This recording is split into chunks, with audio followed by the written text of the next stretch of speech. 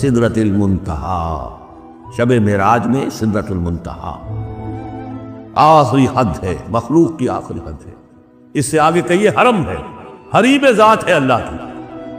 جس میں کسی غیر کا کوئی دخل ممکن نہیں۔ اس حد پر جا کر جو وہاں تجلیات باری تعالیٰ تھے ان کا مشاہدہ کیا۔ شب معراج میں جب ساتھ آئے ہیں لے جانے کے لیے انسانی شکل میں تھے، وہ سواری بھی ایسی تھی جس کو کہ براق کہا جاتا ہے، وہ بھی محسوس ہے تھی، لیکن یہ کہ جہاں انہوں نے کہا ساتھ میں آسمان پہ جا کر کہ بس